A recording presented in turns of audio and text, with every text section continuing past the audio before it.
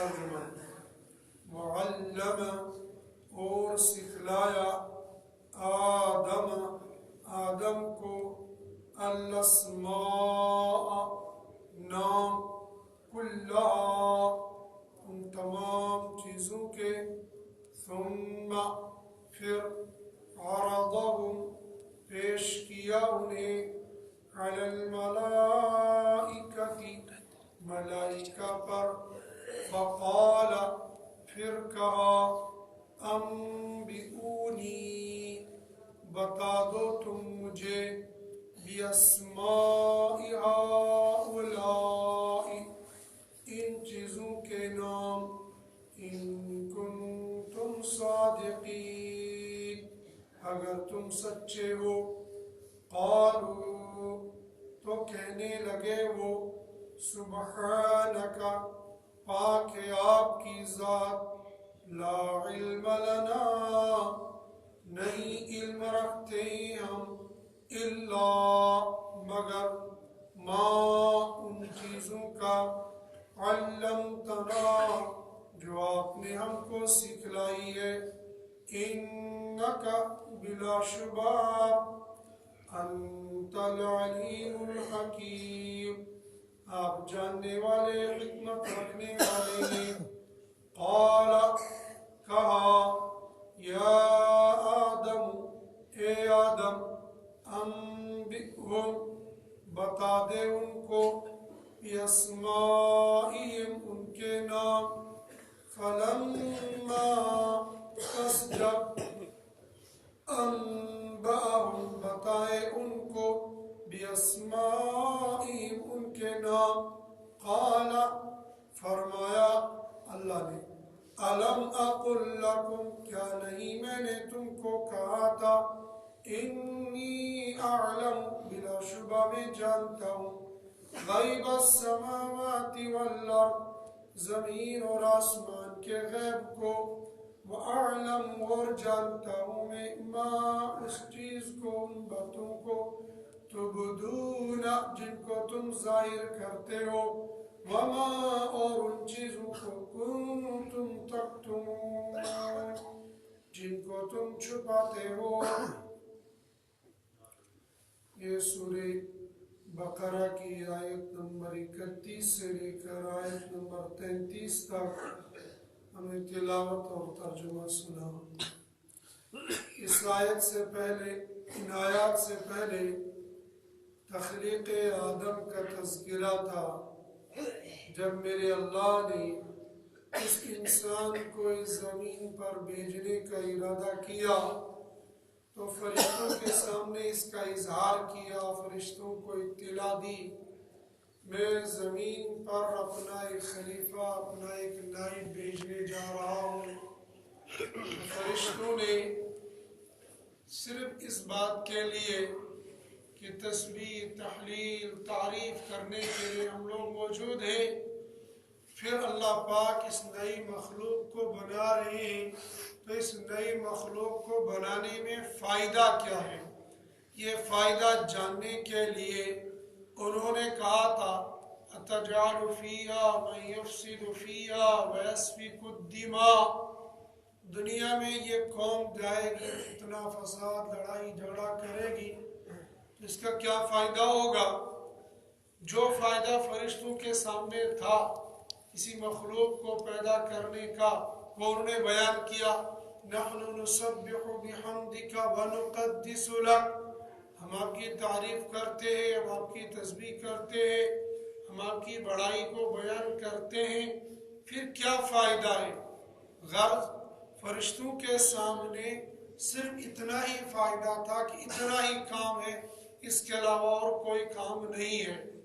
میرے اللہ نے فرمایا کہ اس نئی مخلوق کو پیدا کرنے کے بارے میں جو فائدے میں جانتا ہوں وہ تم نہیں جانتے ہو، انی اعلم ما لا تعلمون، جو میں جانتا ہوں وہ تم نہیں جانتے ہو۔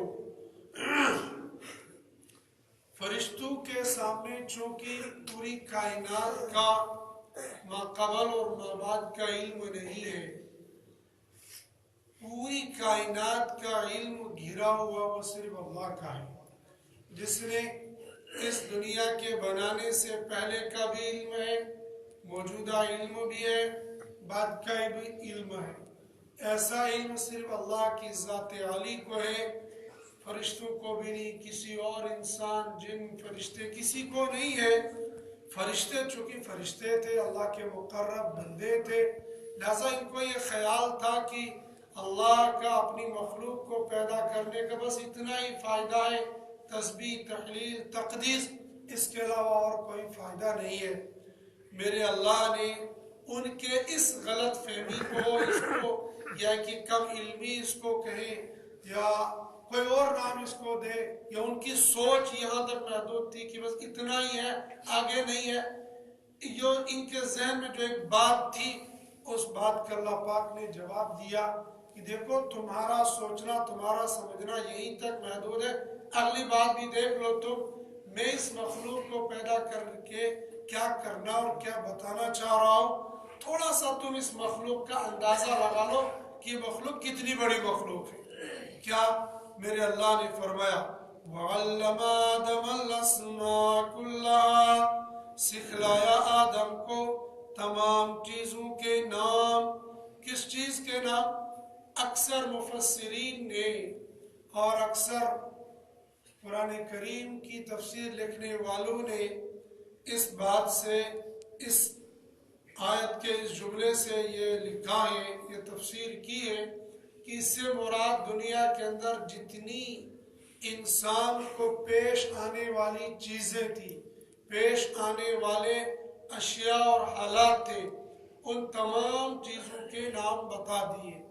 مثال، اس انسان کو سوئی دھاگے کی ضرورت تھی تو اس کو سوئی دھاگے کا نام بتا دیا، اس کو چائے پینے کے لیے پیالے کی ضرورت تھی تو پیالے کا نام بتا دیا، اس انسان کو یہ کپڑے پہننے کی ضرورت تھی، اس کو یہ کپڑے بتا دیے، اس انسان کو کھانا کھانے کے لیے پلیٹ کی، پتیلے کی، کڑچی کی ضرورت تھی، یہ چیزیں بتا دی۔ غرض یہ چیزیں کہنے کا، جتنی چیزیں ہیں وہ تمام چیزوں کے نام اللہ پاک نے حضرت آدم علیہ السلام کو بتا دیے۔ صاحب مظہری نے لکھا ہے کہ اسماء سے مراد یہاں پر ان چیزوں کے نام نہیں ہے بلکہ اسماء الہیہ ہیں، اللہ کے نام ہیں۔ تو اللہ کے ناموں کے اندر ہی اللہ کی قدرت، اللہ کی صفات چھپی ہوئی ہیں، اور چیزوں کے نام اس کے ضمن میں آ جاتے ہیں۔ لیکن اکثر اور جمہور مفسرین یہی فرماتے ہیں کہ انسان کو، آدم علیہ السلام کو سب کچھ بتا دیا تھا، سب کچھ سکھا دیا تھا۔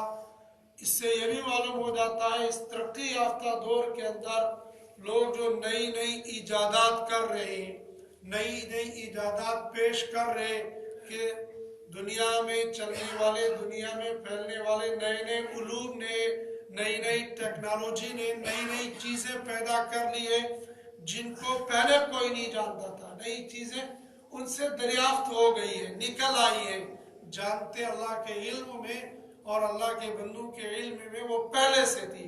اور چونکہ یہ دریافت کرنے والا انسان یہ مسلمان ہے یا کوئی اور ہے تو بہرحال آدم علیہ السلام کی اولاد میں سے، پھر آدم علیہ السلام کی اولاد میں سے یضل بھی کثیرہ ویہدی بھی کثیرہ، بہت سارے گمراہ ہو گئے، بہت سارے ہدایت یافتہ ہو گئے۔ آدم علیہ السلام ابا حضور کو تمام چیزوں کا علم دے دیا تھا۔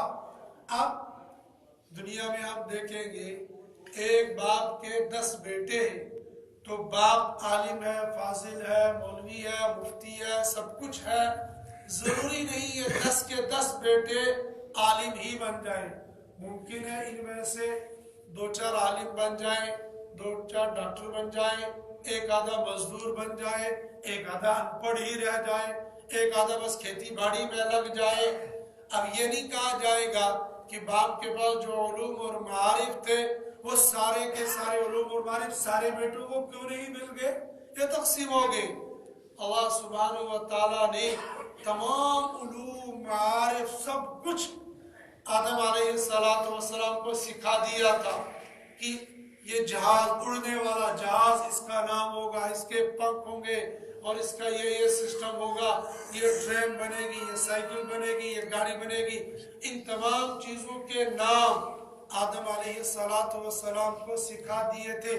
پھر ان کی ذریت میں آگے انسان آتے گئے اور وہ حصہ ان کو ملتا گیا اور اس سے ان کا اظہار ہوتا گیا۔ اب دنیا والوں کا یہ کہنا کہ سائنس نے یہ نکالا اور دنیا کے اور باطل طاقتوں نے، باطل قوتوں نے اور باطل ادیان نے، باطل علم نے یہ چیزیں دریافت کر لی، تو قرآن نے آج سے 1450 سال پہلے نہیں بلکہ جب اللہ پاک نے آدم علیہ السلام کو بنایا تھا تب ان کو یہ بتا دیا تھا کہ تم کو ساری چیزیں سکھلا دی۔ تو ساری چیزیں سکھلا دی، پھر تھوڑی تھوڑی نکلتی گئی۔ اصل تو اللہ پاک نے آدم علیہ السلام کو یہ سب سکھا دی تھی۔ آدم علیہ السلام کو سکھلانے کے بعد پھر کیا ہوا؟ پھر ان تمام چیزوں کا نقشہ یوں پیش کر دیا، ثم عرضهم على الملائکۃ، پھر ان کو پیش کیا ملائکہ پر۔ اب دنیا والے ہم لوگ جس کی نظر نہ قرآن پر ہوتی ہے، نہ تاریخ پر ہوتی ہے، نہ اس ترقی یافتہ دور کی ٹیکنالوجی پر ہوتی ہے، ہم اسی ٹیکنالوجی کو دیکھیں، انٹرنیٹ کو دیکھیں، یہ انٹرنیٹ یہ بتاتا ہے، یہ نئی ٹیکنالوجی یہ بتاتا ہے آگے چل کر فیوچر انسان کا کیسا ہونے والا ہے۔ اس فیوچر میں یوں ہوگا کہ آج انسان جہاز پر چلنے کے لیے ہزاروں روپے خرچ کرتا ہے۔ آج سے 5-6 سال 10 سال پہلے اگر کسی انسان کو یہ کہتے کہ بھائی جہاز پر جا رہا ہے تو اس کو ایک نئی سی بات ہوگی، وہ جہاز پر چڑھا ہے۔ کوئی حاجی جہاز پر جاتا تھا سمندر، وہ جہاز پر گیا ہے۔ پھر ہوائی جہاز آ گیا تو ہوائی جہاز پر یہ جاتا ہے، یہ تو بہت بڑا آدمی ہے۔ اور آج کے دور میں ہر کس اور ناقص جہاز میں چلا جاتا ہے۔ وہی کرایہ آج کا چھوٹی گاڑی بھی یہاں سے سری نگر کا لے لیتی ہے، وہی جہاز کا کرایہ ہو گیا، 1000 روپے یہ بھی لے رہا، 1000 روپے وہ بھی لے رہا۔ کچھ اوپر نیچے کبھی یہ کر لیتے، کچھ اوپر نیچے یہ کر لیتے ہیں۔ یہ ترقی ہو رہی ہے۔ ایسے آج کی ٹیکنالوجی یہ کہہ رہی ہے کہ آئندہ چل کر انسان ہر بندہ اپنا ہی جہاز رکھے گا۔ اگر گاؤں دیہات میں آج سے 10-12 سال پہلے کوئی آدمی کہتا میں نے گاڑی خرید دی، کہتے شو پاگل بولتے ہیں، یہ کیسے ممکن ہے یہ گاڑی خرید لے گا؟ گاڑی خریدنا کوئی آسان بات تو نہیں ہے۔ لیکن آج گاؤں کے بندوں نہیں، گاؤں کے بندے، ہر بندے کے پاس ایک ایک گاڑی ہے۔ اور شہر مرد کے پاس اپنی ہے، بیوی کے پاس اپنی ہے، بیٹے کے پاس اپنی ہے، بہو آئے گی اس کے پاس۔ گھر میں جتنے افراد ہیں اتنی گاڑیاں ہیں، اور اتنا گیریج ان کے پاس نہیں ہوتا ہے جتنی گاڑیاں ان کے پاس ہوتی ہے۔ ترقی ہو گئی۔ تو ٹیکنالوجی یہ بتا رہی آگے چل کر ایسا ہونے والا ہے، اور اس ایسا ہونے کے لیے مثال وہ یہ بتا رہے تھے، ایک ویڈیو دکھا رہے تھے کہ گاڑیاں چلے گی اور گاڑیوں کے نیچے سے گاڑی نکل جائے گی۔ اب گاڑی کے نیچے سے گاڑی نکل جائے گی، بظاہر تو ابھی تو ہماری عقل میں نہیں آ رہی ہے، لیکن اس گاڑی کا سسٹم ہی ایسا ہے، وہ صرف 2 ٹائروں پر چل رہی، اور وہ 2 ٹائر بس مشکل سے 2 فٹ کے درمیان میں وہ گاڑی ایسے چل رہی، اور اوپر سے اتنا ہم آسمان میں دیکھ لیں جہاز اتنا سا نظر آتا ہے، لیکن اندر دیکھو 300 500 1000 بندہ وہاں پر بیٹھا ہوا اور دکھتا اتنا سا ہے۔ ایسی نئی ٹیکنالوجی یہ بتا رہی ہے ایک چھوٹا سی گاڑی ہوگی جو روڈ کے بیچ میں سے گزر رہی ہوگی اور اونچائی اس کی بہت زیادہ ہوگی، اس کے نیچے سے گاڑیاں چل رہی ہوگی، یہ بھی گزر رہی ہوگی۔ اور آج تو یہ گاڑی وہ تقریباً 5 گاڑیوں کی جگہ وہ اکیلی گاڑی لے لے گی۔ جب ٹیکنالوجی آگے چل کر ایسا ہونے والا ہے، ہم یہ سمجھتے ہیں ایسا کیسے ممکن ہے، لیکن جو آئندہ آنے والی نسل ہوگی تو وہ سمجھ جائے گی کہ ہاں نہیں ایسا ہونے والا ہے۔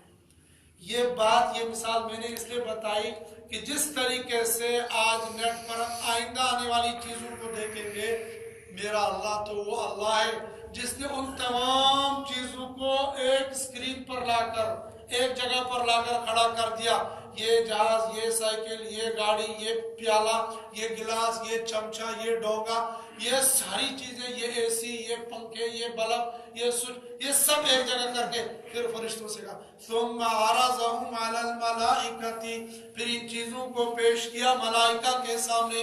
فقال، پھر میرے اللہ نے فرمایا کیا؟ انبئونی باسماء ہؤلاء ان کنتم صادقین. فرشتوں تم یہ کہہ رہے تھے ہم تو سب کچھ کرنے والے ہیں ہی، اس نئی مخلوق کو بنانے کی ضرورت کیا ہے؟ اگر تم اپنے اس قول میں سچے ہو تو بتاؤ انبئونی باسماء ہؤلاء، ان چیزوں کے نام بتا دو. جب یہ چیزیں انہوں نے دیکھا، ڈونگا رکھا ہوا ہے، انہوں نے اے سی رکھا ہوا ہے، یہ گھڑی رکھی ہوئی ہے، یہ بلب رکھا ہوا ہے، یہ تو تصور بھی نہیں، وہ تو جانتے بھی نہیں ہے. جیسے ہم آئندہ کی چیز کو نہیں جانتے. آج سے جموں کے رہنے والوں نے اگر 20 سال پہلے یہ سنتے، 25 سال پہلے اے سی ہوتا ہے، وہ پورے کمرے کو ٹھنڈا کر لیتا ہے، اور پھر اس میں باہر نکلو تو گرمی، اندر جاؤ تو گرمی، یہ کیا بلا ہوگی، یہ کیسی چیز ہوگی جو کمرے کو ٹھنڈا کر لے. لیکن جب بندوں نے دیکھا گھر میں لگ گیا. ایسے ان فرشتوں نے یہ چیز تو دیکھی نہیں تھی. یہ سب چیزیں اللہ نے یہ ساری چیزیں پیش کر دی. انبئونی باسماء ہؤلاء ان کنتم صادقین، اگر تم اپنی اس بات پہ نحن نسبح بحمدک ونقدس لک، چونکہ تم اتنا ہی سمجھتے تھے، اتنا ہی جانتے تھے، میں نے یہ کہا تھا انی اعلم ما لا تعلمون، جو میں جانتا ہوں تم نہیں جانتے ہو، بتاؤ ان کے نام. فرشتوں کو احساس ہو گیا اوہو ہم نے ٹھیک نہیں کہا تھا فوراً. لیکن فرشتے انہوں نے فوراً کہا کیا؟ سبحانک، سلنڈر کر لیا. نہیں میرے اللہ، سبحانک لا علم لنا الا ما علمتنا، ہم نہیں جانتے مگر وہ جو آپ نے ہم کو سکھلایا. جو فرما بردار ہوتا ہے جب اس کو کسی غلطی پر تنبیہ کی جاتی ہے بات کھڑے کر دیتا ہے، نہیں مجھ سے غلطی ہو گئی، میں آئندہ ایسی غلطی نہیں کروں گا. جو شاگرد ہوتا ہے، اگر استاد اس کو غلطی نہیں ہے اس کے باوجود مرغا بن جا، وہ مرغا بن جا، استاد کا حکم ہے، وہ فرما بردار ہوتا ہے. اور جو نافرمان ہوتا ہے اس نے سبق بھی یاد نہیں کیا، ہوم ورک بھی نہیں کیا، اور پھر جب استاد کہتا مرغا بن جا، کہتا میں کیوں مرغا بنوں گا، میں کیوں ایسا کروں گا، میں نے تو یاد کیا تھا، مجھے یاد نہیں ہوا، میں کیا کروں گا، میں نے تو محنت کی تھی، مجھے یاد نہیں ہو، میں کیا کروں گا. لیکن فرما بردار طالب علم ایسا نہیں کرتا ہے. وہ کہتا ہے میں رات بھر یاد کرتا رہا، مجھے یاد نہیں ہوا، میرے استاد نے کہا مرغا بن جا، میں مرغا بن رہا ہوں. تو فرما برداروں کا حال یہ ہوتا ہے سبحانک لا علم لنا الا ما علمتنا انک انت العلیم الحکیم. اس کے مقابلے میں نافرمان کیا ہوتا ہے وہ آئندہ آیتوں میں آ جائے گا. ابھی پھر فرما برداروں کا حال، انہوں نے کہا اے میرے اللہ، پاک ہے آپ کی ذات، آپ بڑے ہیں، لا علم لنا، ہم کچھ بھی نہیں جانتے سوائے اس کے ما علمتنا، جو آپ نے ہم کو سکھایا. انک انت العلیم حکیم، آپ جانتے بھی ہیں اور آپ اس آدم کو پیدا کرنے کی حکمت بھی جانتے ہیں، کیسے اس کو بنانا ہے یہ بھی جانتے ہو، اور کیوں بنانا ہے اس کی حکمت بھی آپ جانتے ہو.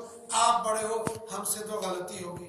پھر فرشتوں کو بتا رہا تھا دیکھو آدم کیسا ہے، اس کے اندر راز کیا ہے.